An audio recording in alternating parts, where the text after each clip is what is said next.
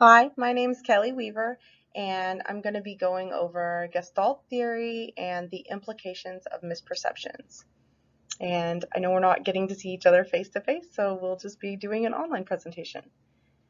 I thought about starting this off with some sort of psychological illusion, but for clarity, I just decided to instead discuss the implications of misperception and then try to inspire some thought into how the laws of Gestalt are not only useful for understanding perception, but also for misperception.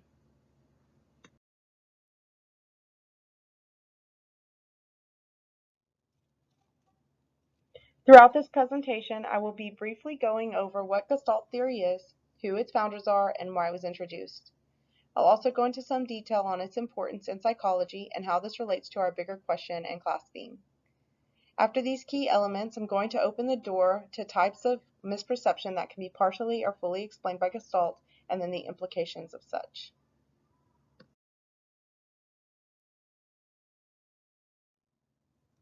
Gestalt is the German word for pattern or configuration. The concept behind Gestalt is perceiving the experience as a whole and not as reduced by its parts. The laws of Gestalt are similarity, proximity, closure, connection, continuity, and figure ground, as you can see portrayed in the examples shown. Other laws are also suggested, such as the law of Pragnanz, which I will discuss further into the presentation. Our eyes play tricks on us to complete the image or to make patterns or connections in the image. And so I really think this is reflective of how we view the world around us, right? Because we are pattern seeking, categorical, always searching for causality, and really just trying to find better ways to explain what's going on in front of us.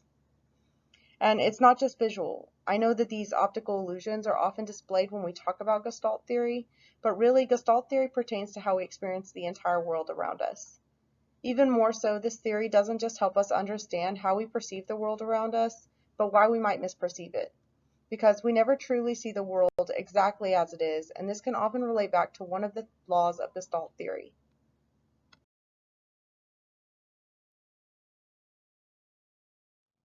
The articles that you're going to be reading this week are written by two of the founders of Gestalt theory, Max Wertheimer and Kurt Kafka.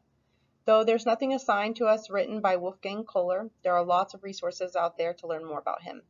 And basically, they've created this idea, Gestalt theory, to explain how we perceive the world around us, because they didn't really agree with the way that we understand our interactions with the world based off the lens of Wundt. So Gestalt theory is based on the idea that we can't reduce everything down.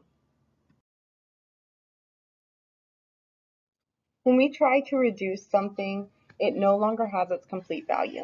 For example, when we look at the plot of a story, it has a beginning, a rising action, climax, falling action, and conclusion. All of these elements are integral to the story as a whole.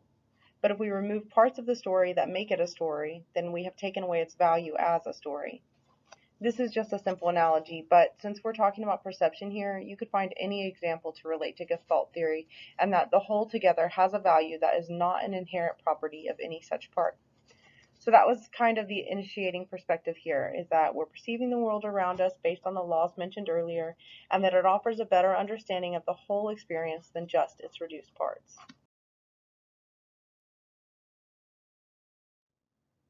So this leads me to the question before the question. This is relevant to psychology in more ways than just being a cognitive process. I want to talk about how this idea of how we're perceiving things around us was around far before psychology was put into language.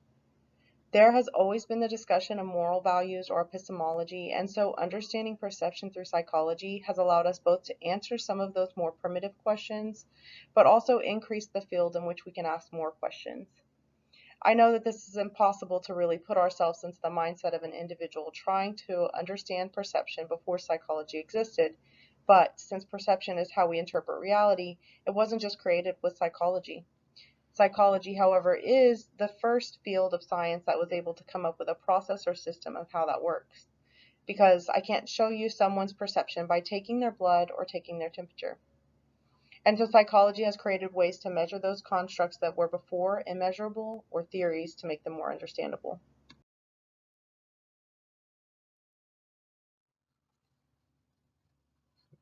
So let's jump to the implications of misperception now. We see these optical illusions that are often displayed with Gestalt theory, and we know to be skeptical. but we often don't have that kind of warning with real life. When we perceive things, we're often not in alignment with others. We complete ideas and misperceive concepts individually and as a whole. We can't really fathom that parts of this experiential image aren't present, or that we're not perceiving parts that are present. And because we can never 100% accurately perceive reality, I would argue that reality is a construct of all of our perceptions. So it'd be impossible to really and truly grasp reality as it is and interact with reality in the most appropriate way.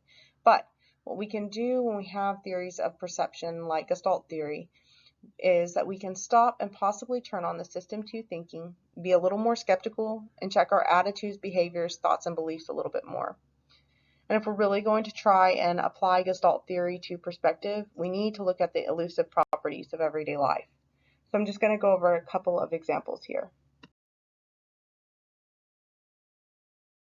When you look at this picture, I want you to first think about your perception. Each of the parts of this picture make up the whole of its meaning. You're perceiving that meaning based on each of its parts. But because we're talking about misperception here, I want you now to set aside your perspective and think about this individual's perspective.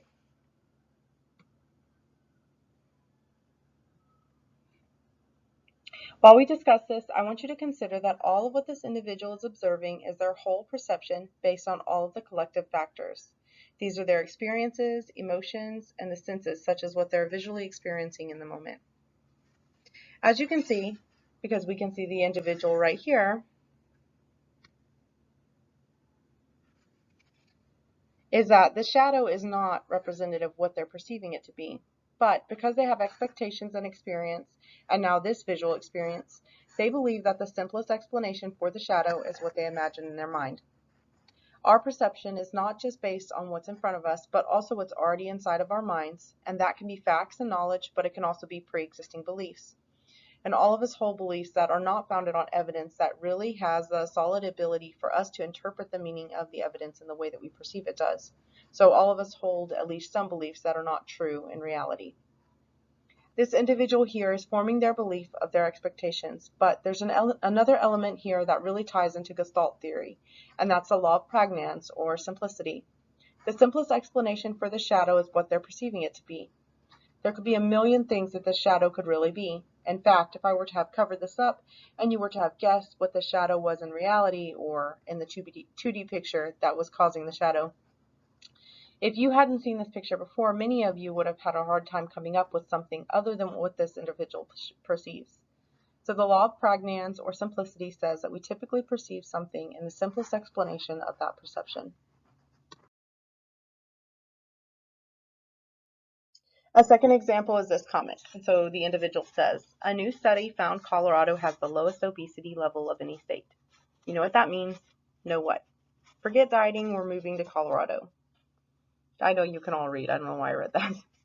The basic idea here is that they're reading this article and connecting the dots between living in Colorado and low obesity levels. Their behavior suggests that they're assuming causation here between the connected variables in the study.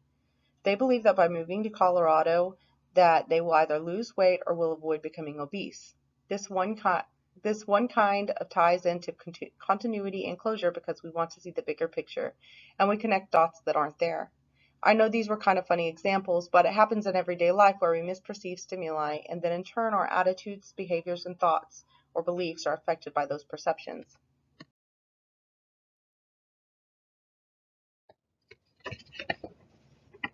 These misperceptions can have major implications on our livelihood and on others' livelihoods. Some examples of implications are social and romantic relationships, where we misperceive something that happens and it causes a miscommunication between us and someone else, or even groups of people. There are also implications for misperceptions in our financial activity as well. The way that we perceive our needs and wants by the broader picture that we view our livelihood, or the whole of our livelihood, and by trying to prevent reducing livelihood down, we often spend money that is correlated with that idea of our perception. And then aside from social and financial implications, there are also health implications. We cannot fully understand what's going on with our health, or we don't consider certain symptoms that do have some validity to an underlying cause. Similarly, we can take into account symptoms that have little to do with our actual medical concern. And also, we've seen it before that many people make drastic choices that affect their health based on misperceptions. Of course, there can also be implications on political perspectives as well, which I'm sure you're all aware of.